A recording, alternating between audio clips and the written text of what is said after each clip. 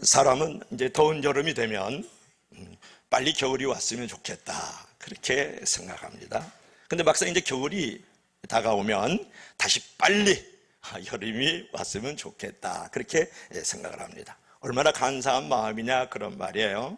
이제는 환경이 어땠으면 좋겠다라고 하지 말고 믿음으로 자기를 극복하고 환경을 극복해 냈을 수 있는 신앙의 고백이 필요하다, 그런 말이에요.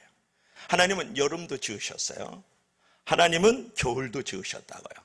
하나님은 낮도 지으시고 하나님은 밤도 지으셨어요. 그래서 시편 74편 16절부터 17절에 이런 말씀이 있어요. 낮도 주의 것이요 밤도 주의 것이라. 주께서 빛과 이제 해를 예비하셨으며 땅의 경계를 정하시며 여름과 겨울을 이루셨나이다. 아멘. 그러니까 사람에게는 낮도 필요하지만 밤도 필요하기 때문에 하나님께서 지으시고 만드셨다, 그런 부분에 한번 다 같이 읽어볼까요? 시작. 사람에게는 낮도 필요하지만 밤도 필요하다. 아멘. 그러므로 밤을 어둡고 무섭고 아주 고통스러운 때로만 생각하지 말고 밤이 다가오면 새로운 내일을 위한 어떤 도전, 성숙의 시간으로 여러분이 생각을 달리할 줄 알아야 된다, 그런 말이에요.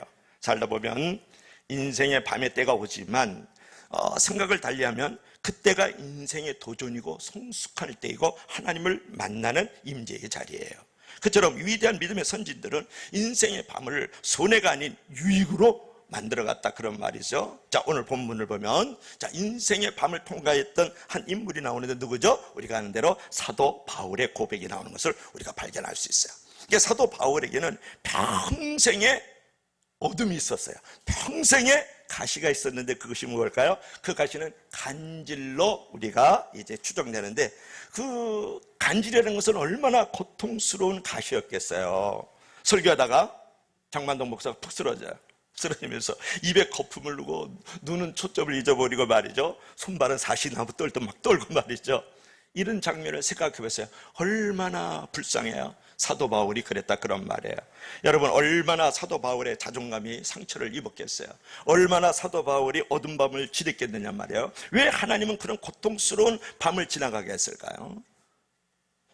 왜 사도 바울은 그런 고통스러운 가시를 하나님께서 허락하셨을까요? 자, 첫째로는 따라합시다. 다 같이 시작. 자만하지 않도록. 다시 한번 시작. 자만하지 않도록 가시를 주셨고 밤을 주셨다, 그런 부분에.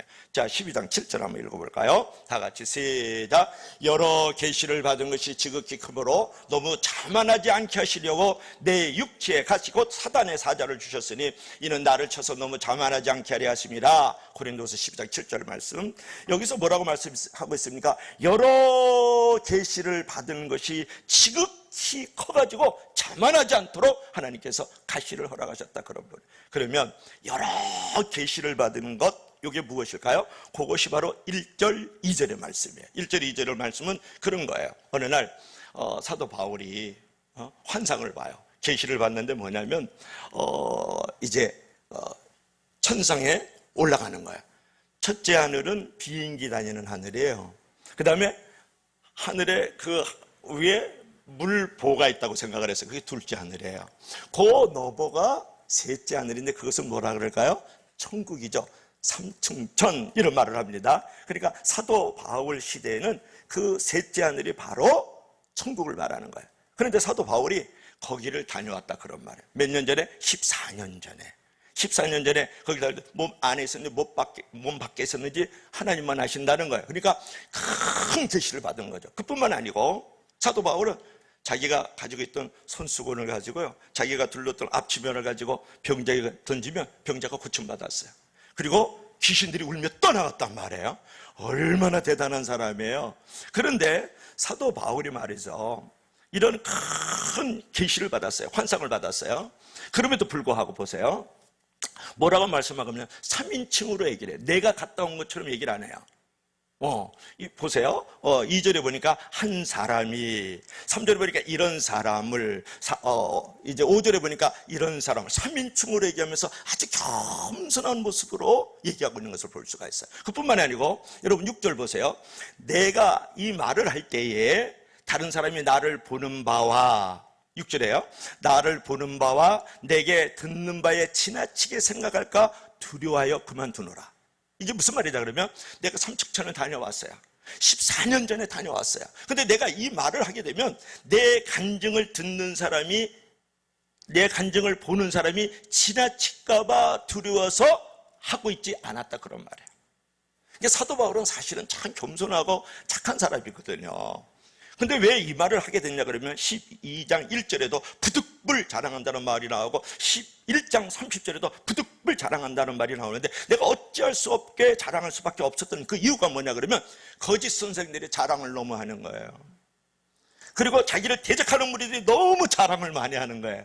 그래서 할 수 없이 나도 자랑할 것이 있다라고 생각하면서 14년 전에 천국을 들락날락했던 것들을 내가 얘기하고 있다. 그러나 이것조차도 듣고 보는 자들이 치우칠까 봐 매우 조심스럽다. 그렇게 겸손하게 얘기하고 있는 사도 바울을 볼 수가 있다고요. 근데 요즘에 보세요. 조금만 하나님의 음성 들었다면 지진이 일어난다 그러고 뭐 전쟁이 일어난다 그러고 말이죠. 한국에서 3분의 1이 죽는다 그러고 이런 일들이 벌어지잖아요. 간증 팔아먹는 사람들이 얼마나 많아요. 그런 목사, 전도사, 그런 평신도들이 있잖아요. 근데 사도 바울은 하늘나라를 다녀가는 건 신구약 성경에서 유일하게 바울밖에 없어요. 그럼에도 불구하고 나의 말을 듣는 자와 나를 보는 자가 지나칠까 봐 두려워 그만두노라, 그런 말씀을 하거든요. 얼마나 사도 바울은 귀한 사람이냐, 그런 부분이죠. 여러분, 그뿐만이 아니고 사도 바울은 인간적으로도 되게 훌륭한 사람이었습니다. 그러니까 영적으로 셋째 하늘을 체험했을 뿐만 아니라 귀신과 병을 쫓아냈을 뿐만 아니라 사도행전 19장이죠. 인간적으로 로마의 시민권을 가졌어요. 그 당시에는 전쟁을 통해서 영웅이 되지 않으면 로마 시민권을 안 줬거든요. 근데 태어날 때부터 로마의 시민권을 가졌어요. 그뿐만이 아니고 사회적 신분의 우월감만 있었을 뿐만 아니라 히브리인 중에 히브리인이요 베냐민 지파였거든요. 그러니까 아주 신앙적인 가문도 대단한 거예요. 그리고 가말리엘 문화생이고 헬라 철학에 아주 정통했던 사람이야. 헬라 철학이 아니고 헬라 철학인 줄로 믿을 수 있기를 바랍니다. 혈에 누가 생각나네? 그러니까 헬라 철학. 그러니까 세상적으로도 탁월한 신분과 권위를 가지고 있었던 사람이고 신앙적으로도 매우 전문성, 영성을 가졌던 사람이 누굽니까? 바로 사도 바울이었다. 그 상황에서 영적으로도 탁월함을 가지고 있고 인간적으로도 매우 높고 귀할 신분을 가졌던 그 상황에서 그에게 가시가 없었다면 얼마나 교만했을까요? 그런 말이에요. 결국 그의 병은 그가 교만하지 않도록 붙잡아주는 기둥이 되었고 동시에 하나님의 능력에, 하나님의 나타나심에 임하는 통로가 되었다, 그런 말이에요. 여러분, 사람이 무엇을 성취하고 높은 자리에서 교만해진다 그러면 차라리 가시가 있는 상태에서 겸손한 것이 낫습니다. 하나님은 교만한 자를 물리치시고 겸손한 자에게 은혜를 주신다는 사실을 너무 잘 알죠. 결국 인생의 가시는 성도를 겸손하게 바르게 만들려는 하나님의 사랑의 매다. 다시 한번 우리 다 같이 읽어볼까요? 시작. 가시는 겸손하고 바르게 만들려는 하나님의 사랑의 매다. 여러분, 부모가 자녀를 사랑해요.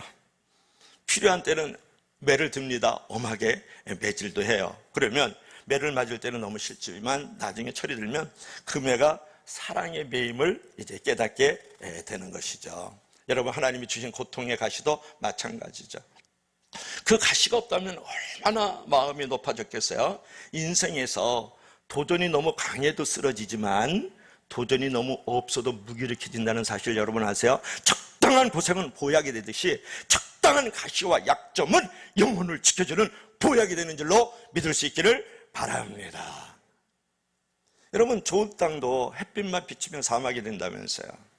그처럼 인생에는 어떤 기쁨과 즐거움의 햇빛도 있고 슬픔과 고통의 눈물도 있어야 둘이 어우러져서 인생의 옥토밭 인생이 되는 것이죠. 여러분, 살면서 가시를 통해서 심령이 가난해지는 체험은 은혜 받는 자의 필수 코스입니다. 위대함으로 가는 첫 발자국은 뭐냐면 자신의 무력함에 대한 자각이다, 그런 말이에요. 따라합시다. 자신의 무력함에 대한 자각이 위대한 첫걸음이다. 할렐루야. 여러분, 요새 믿는다면서 자신의 어떤 지식이라든지 경험이라든지 어떤 연줄에 의지해가지고 인생 문제 풀려는 사람 너무 많죠. 왜 하나님의 뜻을 알면서도 선뜻 그 뜻을 못 따를까? 그러는 것이죠. 살면서 자신 속에 형성된 거짓 자아가 강하기 때문에. 여러분, 꿈인 줄 알면서도 목회는 악몽처럼 거짓자가 이끄는 대로 살 때가 얼마나 많습니까? 애를 낳으면 학교에서 너 1등하면 행복해. 1등하면 정말 행복한가요? 너 1등하면 성공적인 존재. 1등에서 정말 성공적 존재로 사는 거예요? 그런 게 않죠. 너 돈이 많으면 너는 지배하고 많은 사람을 다스릴 수 있어. 정말 돈이 많으면 지배하고 다스릴 수 있어요? 그런 거 아니죠. 그런 어떤 잘못된 거짓자로 우리가 만들어져 있단 말이에요. 그런 거짓자를 깨라고 하나님은 인생의 가시를 주는 거예요. 신앙의 거짓자도 있고요, 세상의 거짓자로 우리 자아가 만들어진 게 너무나도 많아요. 그러므로 어떤 경우에도 스스로 높이는 일은 최대한 없게 하고 그 가시를 통해서 하나님의 자아로서 또 하나님 앞에 귀하게 쓰임받는 저와 여러분들이 되길 주의 이름으로 부탁합니다. 자, 두 번째로는 왜 하나님께서는 이제 사도 바울에게 가시를 주었을까? 어두운 밤을 지나가게 했을까? 다 같이 시작. 기도하도록. 다시 한번 시작. 기도하도록 만들기 위해서. 여러분, 나의 인생의 어두운 밤이 지나가고 인생의 가시로 내가 찔려 고통한다는 것은 무릎을 꿇라 그런 말, 하나님의 겸손과 하나님의 은혜를 만들라 그런 말이에요. 자, 12장 8절, 우리 너무나도 많이 아는 말씀 중에 하나인데 우리 다 같이 시작. 이것이 내게서 떠나가기 위하여 내가 3번 주께 간구하였더니. 여러분, 이것이 뭐예요? 가시잖아요. 인생의 어둠이잖아. 내게서 떠나가기 위하여 내가 3번 주께 간구하였더니. 예수님도 3번 기도하셨는데 사도 바울은 자기가 가지고 있는 이 가시가 떠나갈 수 있도록 간질이든 안질이든 말이죠, 간절하게 3번을 기도했다. 그런 간절한 기도를 드리면서 하나님께 더욱더 가까이 나가라고 하나님은 인생의 가시를 주셨다. 그런 부분에. 그러므로 여러분, 어려움이 생기면 항상 그 어려움을 신령과 진정으로 예배를 드리는 장으로 만들어가고, 또 여러 가지 나에게 인생의 밤이 오고 가시가 찾아오면 그것은 간절하게 하나님 앞에 기도하는 자리로 만들어갈 줄 알아야 된다. 그런 말이에요. 근데 오늘 사도 바울이 기도하는 거 가만히 보세요. 이것이 내게서 떠나가기 위하여 내가 3번 주께 간구하였더니, 그런 말씀이 나오죠. 여기서 이미 여러분 답을 알아요. 하나님께서 이것이 떠나가지 않게 하셨어요. 그렇죠? 내 은혜가 내게 족하도다, 그렇게 말씀을 했단 말이에요. 자, 가시가 떠나가지 않았단 말이에요. 여러분, 기도 응답을 못 받았네요? 하나님이 안 계시네요. 그렇죠? 그러나 여러분들이 아셔야 될 것은 사도 바울이 가시가 떠나가게 하기 위해서 기도했지만 떠나가지 않았어요.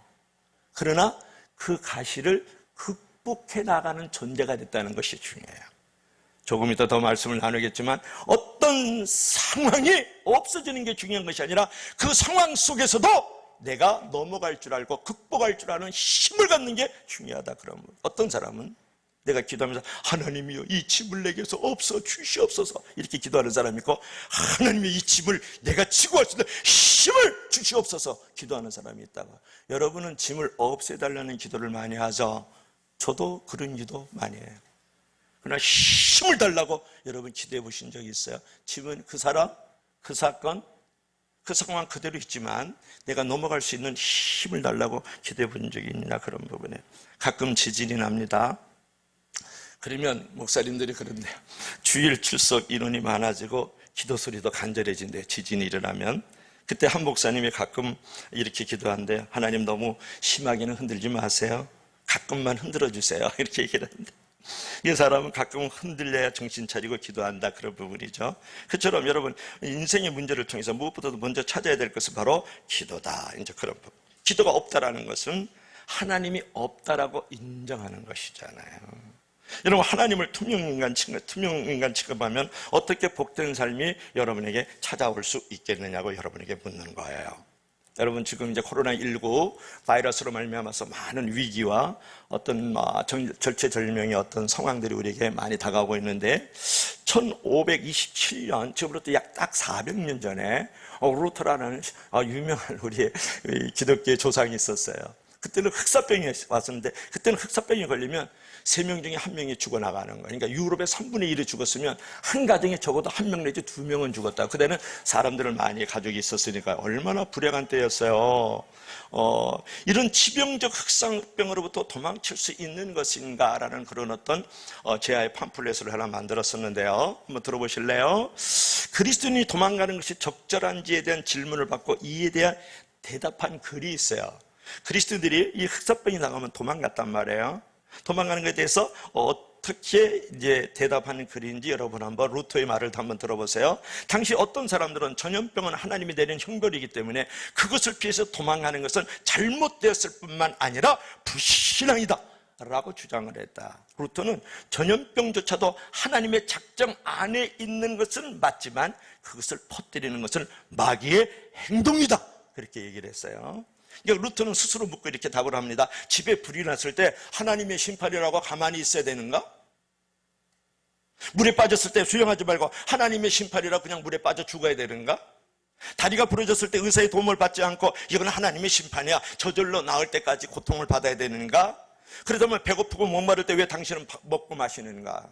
이제 우리는 어떻게 우리를 악에서 구하여 주시옵소서라는 주기도문을 암송해서는 안 되는가? 만일 누군가 불이나 물이나 고통 가운데 있다면 나는 기꺼이 뛰어들어 그를 구할 것이다.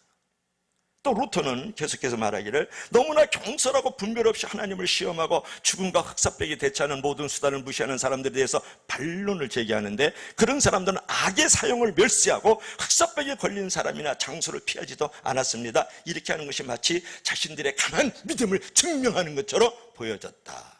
지금부터 400년 전에도 이런 일이 있었다라는 거예요. 그러나 루터가 볼 때 이것은 하나님을 신뢰하는 것이 아니라 무엇하는 것일까요? 시험하는 것이다. 하나님을 신뢰하는 거라고 시험하는 거하고는 달라요. 그러니까 도망가고 피해 있고 이런 거는 불신앙이다 하는 것은 하나님을 신뢰하는 게 아니라 하나님을 시험하는 거다 그런 말이에요. 루터가 볼 때 이것은 하나님을 신뢰하는 것이 아니라 시험하는 것이다 그런 말이죠. 하나님께서 악을 만드셨고 우리에게 주셔서 이제 우리 몸을 지키고 보호하여 건강하게 살도록 하나님께서 우리에게 지식과 지혜를 주셨거든요. 따라서 이러한 지식과 약을 사용하지 않는 자는 마치 자살하는 것과 마찬가지다 그렇게 얘기를 하는 거예요. 뭐 하나님이 계시는데 무슨 마스크 쓰냐, 악수하가지고 부둥켜 안고 아주 벌거벗고 살자 막 이런다든지 찡뛰기 가면서 막 찬양하고 막 독전 기도하고 말이지, 서로 성경 공부하고 이런다는 것은 하나님을 어떻게 하는 거예요? 시험한. 그래서 루터가 이렇게 권면해요. 약을 먹어라, 집과 마당과 거리를 소독하라, 사람과 장소를 피하라. 하나님의 작정 안에서 악한 자가 독과 치명적인 병을 퍼뜨렸다. 그러므로 나는 하나님께 자비를 베푸셔서 우리를 지켜달라고 간구할 것이다. 이것이 바로 루터가 하나님을 두려워하는, 하나님을 경외하는 믿음이었다라는 거예요. 루터는 하나님을 시험하지 말고 하나님을 신뢰하라고 권면하고 있다 그런 부분이에요. 왜 갑자기 루터 얘기를 하면서 그런 하나님의 신뢰와 하나님의 시험하는 부분을 얘기했을까요? 이것이 중요하잖아요. 우리가 인생의 어두운 밤이 다가오고 우리가 인생의 가시가 있었을 때에, 그럴 때는 우리는 어떻게 해야 돼요? 무릎을 꿇어야 된단 말이에요. 기도해야 된단 말이에요. 그것이 바로 하나님을 시험하지 않는 일이고 하나님을 신뢰하고 하나님을 진정으로 두려워하는 믿음인 줄로 믿을 수 있기를 바랍니다. 여러분, 문제가 생기면 그때는 힘들지만 결국에는 그 문제 때문에 영원히 살게 되는 거잖아요. 그래서 하나님은 때로 적절한 짐을 지어주시면서 예배와 기도의 자리로 우리를 이끌어 주신다는 거예요. 물론 기도에도 인생의 짐이 다 없어지는 건 아니죠. 기도의 응답은 덜어지는 것도 중요하시지만 기도의 응답이라는 것은 짐을 질 수 있는 힘도 주어지는 것이에요. 다 같이 한번 읽어봐요. 시작. 기도 응답. 첫째 시작. 짐이 덜어지는 것. 둘째로 시작. 힘이 주어지는 것. 우리의 기도는 어떤 부분이 많이야? 하나님이여 짐을 덜어주시옵소서. 그 사람 그 사건 없어지게 하여 주시옵소서. 그 상황을 면제시켜 주옵소서. 이렇게 기도하는 것은 짐이 덜어지는 것이다 그런 부분이에요. 그러나 기도라는 것은 짐이 덜어지는 것도 기도의 응답이지만 오히려 짐이 힘이 돼가지고 그 사람을 넘어가게 하시고 그 사건 속에서도 예수 그리스도의 나타나신가 그분의 능력을 보여주게 하시고 그 상황 속에서도 하나님께 영광을 돌리게 나에게 힘을 주시옵소서. 이렇게 기도할 수 있는 저와 여러분이 되기를 주여로 간절히 축원합니다. 너무나도 중요하죠. 여러분 짐이 덜어지도록만 기도하지 말고 힘이 주어지도록 기도할 수 있는 그런 믿음이 바로 내가 가시가 없어질 거예요. 말하자면 인생의 어두운 마음을 지나가는 거예요. 우리 전 선교사님이 아프리카 정글에 들어갈 때 비가 엄청 많이 왔다 그러죠. 여러분이 아시는 내용일 거예요. 건너가는 시내에 물이 한참 불고 물살이 새가지고 몸의 중심을 잡기가 너무 힘들었어요. 물을 건너는 것을 포기하고서 이제 안절부절하고 막 그냥 이렇게 노심초사하고 있었는데 바로 그때 저기서 몇몇 원주민들이 이제 시내가로 다가오더니 갑자기 이상한 행동을 하는데 큰 돌을 머리에다가 어깨에다 걸친 다음에 한 명씩 시내가를 건너가는 거야. 물이 부른 시내가를. 선교사님이 생각해서 아니 물을 불어가지고 좀 위험한데 거기다 돌까지 머리에 이고 어깨에 말이지 지고 말이지 저는 위험한 행동을 하지. 그런데 조금 후에 보니까 원주민들이 모두 무사히 시내를 건넜어요. 선교사님도 이상하게 생각을 해가지고 자기도 따라서 큰 돌을 어깨에 매가지고 물속으로 이제 들어가고 왔죠. 그러니까 센 물결 속에서도 몸의 중심이 딱 잡혀가지고 자신도 무사히 시내를 건널 수 있었다. 결국 어깨에 진 무거운 짐이 그 돌이 생명을 지켜주는 돌이요 짐이 되었다 그 얘기잖아요. 왜 하나님이 인생의 무거운 짐을 지게 하실까요? 세파에 떠내려가지 말고 하나님의 길에 우뚝 서게 하고 더 큰 영혼의 축복을 경험하게 하는 하나님의 뜻, 섭리, 작정인 줄로 믿을 수 있기를 바랍니다.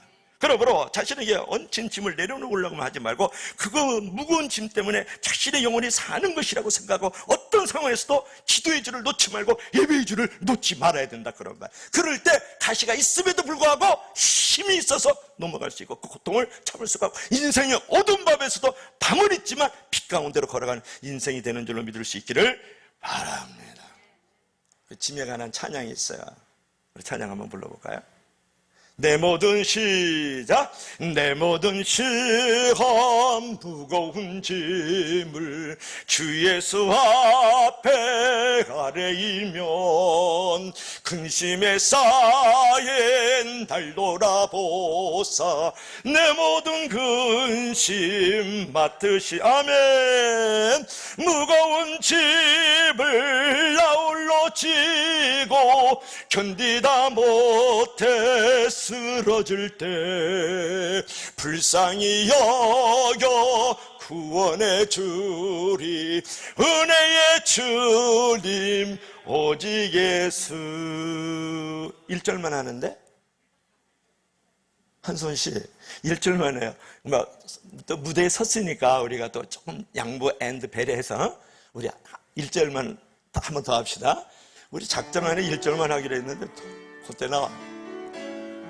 우리 찬양 우리 즐겁게 한번 합시다. 마스크 썼지만 마스크 쓰고 내 모든 시험 무거운 짐을 주 예수 앞에 아뢰이면 근심에 쌓인 날 돌아보사 내 근심 모두 할렐루야 아멘.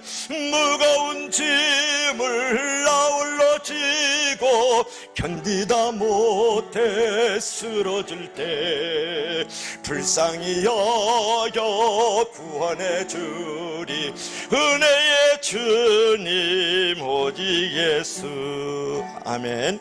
우리의 인생의 모든 짐을 덜어주시는 주 예수 그리스도를 찬양하시기 바랍니다. 여러분 성도의 진정한 능력이 어디서 나옵니까? 간절한 기도를 드릴 때예요. 여러분 기도할 때 약함이 강함이 됩니다. 어머니는 약해도 기도하는 어머니는 강하잖아요. 약할 때 강함 대신에 찬양 한 번 더 하겠어요. 반주자하고 저하고 이렇게 오늘 코드가 잘 맞고 있어요. 걱정하지 마시고. 자, 약할 때 강함 대 시작. 약할 때 강함 대신에 나의 보배가 되신 주 나의 모든 것 주 나의 있는 보물을 나는 포기할 수 없네. 주 나의 모든 것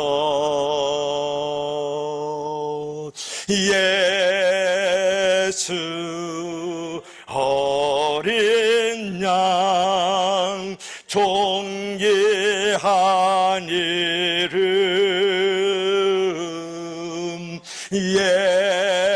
예수 어린 양 존귀한 이름.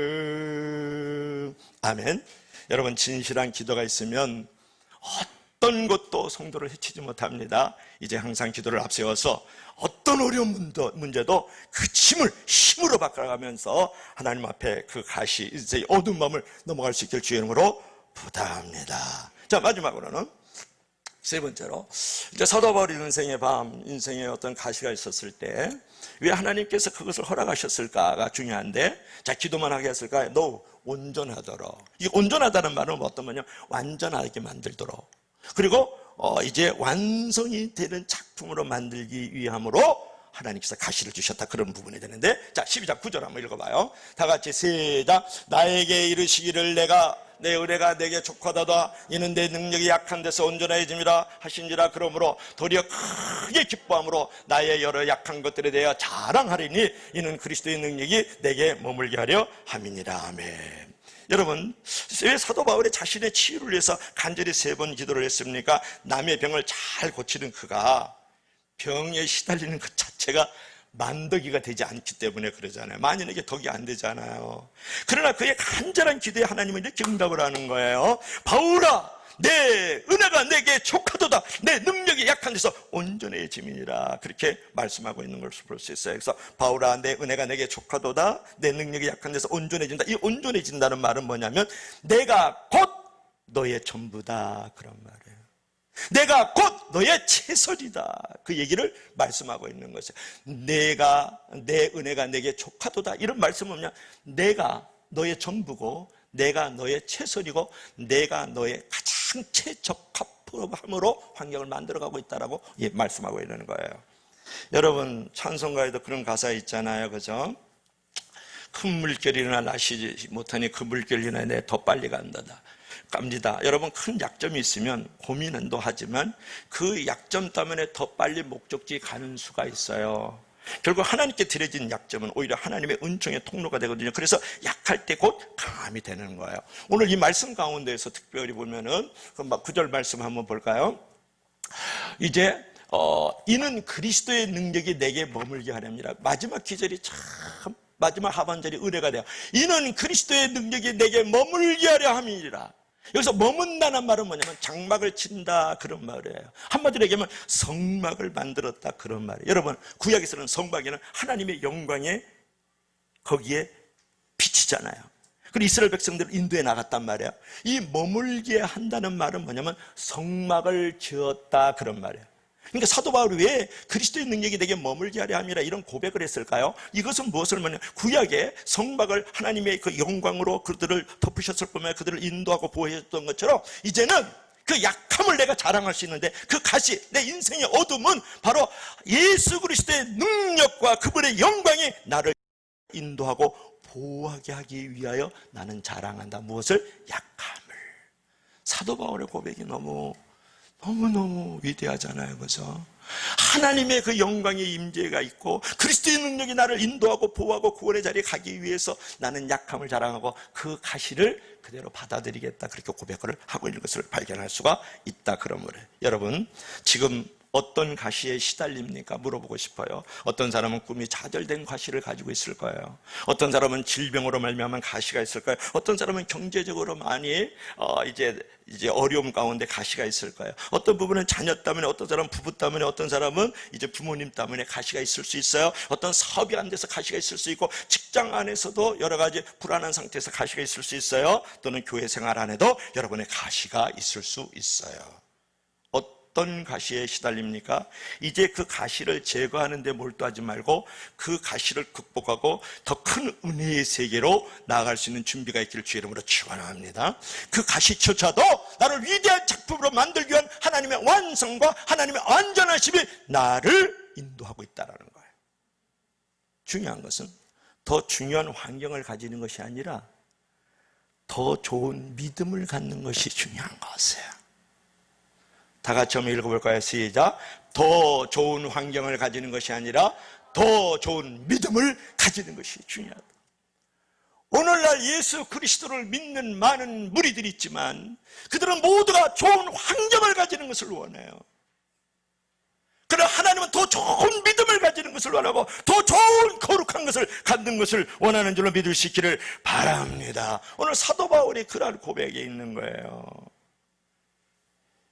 결국 사도 바울은 것을 깨닫고 자신의 약한 것을 인해 오히려 기뻐하고 감사하고 찬송했어요. 오늘 이제 9절 보세요. 9절 보세요. 도리어 신앙이죠. 크게 기뻐함으로 약한 것을 자랑해요. 가시를 자랑하는 사람이 됐어요. 누가? 사도 바울이요. 10절 보세요. 내가 그리스도를 위하여, 누구를 위하여?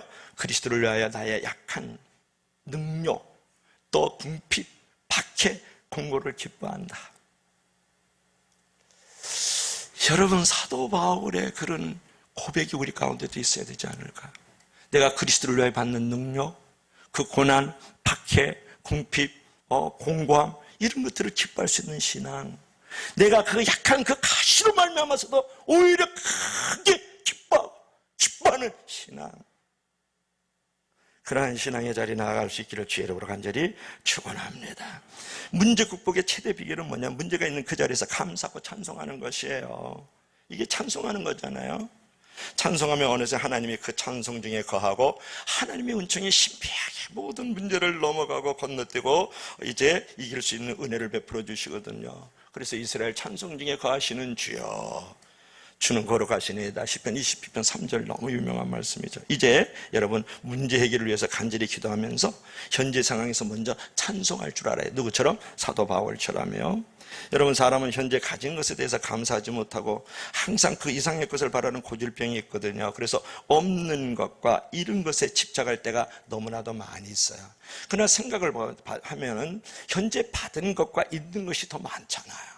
왜 그 가시 하나 박힌 것 때문에 나 인생의 모든 것을 고통스러워하고 아파하면서 사냐, 그런 말이에요. 그거는 하나인 거예요. 그 가시는 99에 하나고 1000에 하나란 말이에요. 만에 하나잖아요. 자신에게 없는 것에 집중하지 말고 자신에게 있는 것에 집중하십시오. 그럴 때 사도 바울처럼 크게 기뻐하고 기뻐할 수 있는 찬양의 삶, 감사의 삶이 일어날 수 있다, 그런 부분이에요. 어떤 사람이 파산했어요. 낙심해서 친구에게 말했어. 나 망했네. 아무것도 남지 않았어. 이제 죽어야 돼. 그때 친구가 묻죠. 감옥에 갔나? 아니. 죽을 병에 걸려? 아니. 아내가 도망갔죠? 아니. 자녀가 문제 쳐가지고 지금 학교 지금 교장 만나러 가야 돼? 아니. 오히려 애들은 더 다 담당하고 잘 지내. 그러면 너의 마음에 몸에 무슨 병이 들어서? 아니. 무엇이 철저히 망한 것인가? 왜 죽을라 그래? 자네가 잃은 것은 돈만 잃은 거야. 자네가 잃은 것은 돈만 잃은 거다, 그런 말이에요. 여러분들도 잃어버린 것 그 하나 때문에 인생 전부를 던지지 마세요. 너무 인생을 고통스럽고 아프게 하지만 잃어버린 것, 그 가시, 그 어두운 밤이 하나님께서 나를 좋은 작품으로 만들기 위한 완성도를 높이고 또 완전한 자로 만드시기 위한 하나님의 섭리 가운데 있어 라고 고백할 수 있기를 바랍니다. 여러분, 코로나19 전염병에 대해서 감사할 수 있어야 되지 않을까요? 자, 사람을 만나서 반갑게 악수하고 껴안을 수 있다는 것이 얼마나 소중한지 이번에 알죠? 함께 모여 예배 드릴 수 있고 함께 떡을 떼면서 말씀을 나눌 수 있는 게 얼마나 감사한지 여러분 깨닫지 않습니까? 더불어 밥을 먹으면서 그냥 김치 척척 올려가지고 그냥 라면 위에다 그냥 얼면서 후룩 해서 그냥 벌건 물까지 후룩 마시면서 집사님 조금 더 드세요. 그러면서 라면 그냥 내 라면 있는 거 건져가지고 막 건너주고 그랬더니 얼마나 감사한 일인지 몰라요. 하나님이 허락하신 일상이 축제며 감사였거든요. 근데 그걸 감사하고 찬양한 적이 없어요. 내 라면 건져가지고 집사님 조금 더 드세요. 그래서 건져줘서 집지 척 올려줘. 이거는 아마 우리 생에 없어질지도 몰라요. 이게 우리 생에 이제 없는 날이 올 수도 있다, 그런 말이에요. 우리가 일상 속에서 너무나 당연하게 얘기했기 때문에 하나님의 은혜를 생각지도 깨닫지도 못했는지 모르죠. 범사 감사를 떨리는 마음으로 고백하고 하나님이 주셨던 그 은혜를 찬양하고 감사하는 자리로 나가야 되지 않겠어요? 그러므로 여러분 자녀 문제에 대해서도 감사하세요. 여러분 배우자에 대해서도 여러 가지 갈등과 또 불편한 점이 있지만 감사하세요. 여러분 교회에 대해서도 참 감사를 해야 되지 않겠습니까? 저 사슴뿔이요, 몇 억에 팔렸는지 아세요? 너무 사슴뿔이 예뻐가지고 3억에 팔린 사슴뿔이래요. 3억에 팔린 사슴뿔이니까 안 놀리는데, 여러분 현금 1억 갖고 있는 한 우리 교인들은 없어요. 그러니까 3억이 들어가면 잘 감이 안 오거든요. 한 100만 원 정도는 갖고 있겠죠. 그러니까 이 사슴뿔이 3억짜리 뿔이야. 여러분 잘 알고 있으니까 사슴 한 마리가 연못에서 물을 먹고 있는데 연못에 비친 자기의 멋진 뿔에 완전히 넋을 잃고 정말 멋지다. 그러고 자신의 피골이 상접한 가냘픈 다리를 보고 실망감이 들었더니 정말 초라하다. 이렇게 생각하니까 다리는 초라하고 뿔은 멋있다. 그때 사자가 나타나 사슴을 잡아먹으려고 이제 달려들었잖아요. 날렵한 다리를 이용해가지고 사자를 여유 있게 따돌렸는데 울창한 숲에 들어가면서 큰 뿔이, 이 멋진 뿔이 나뭇가지에 걸려서 꼼짝 못하겠어 죽게 되었어요. 사자밥이 되었죠. 그때 사슴이 죽어가면서 생각해서 내가 그토록 부끄러워한 다리는 내 목숨을 구해주었지만 내가 그토록 자랑했던 뿔은 나를 죽이는구나. 여러분 살면서 너무 강점 내세우지 말라는 거예요. 혹시 나에게 하나의 약점, 하나의 가시는 있지만 강점이 9개고 99개거든요. 그 강점을 주신 것은 자랑의 도구가 아니라 사랑의 도구고 섬김의 도구라고 하나님께서 주신 줄로 믿을 수 있기를 바랍니다. 하나의 가시, 하나의 언성의 어두운 밤은 겸손하고 하나님의 은혜를 채워가면서 하나님의 능력과 하나님 당신을 나타내는 하나님의 위대한 섭리라고 받아들일 수 있기를 바랍니다. 그러므로 여러분 자기에게 약점이 있었을 때 오히려 자만하지 않았던 바울, 자기에게 가시가 있었을 때 오히려 기도했던 바울, 나에게 여러 인생의 어둠함이 지냈을 때 나를 완전하게 하시는 하나님의 은혜라고 생각했던 바울처럼 겸손하게 하나님의 은혜를 체험하면서 약한 가시를 가지고 하나님의 영광을 나타내는 저와 여러분들이 되기를 주의 이름으로 간절히 축원합니다. 축원합니다. 자, 마지막 찬양하고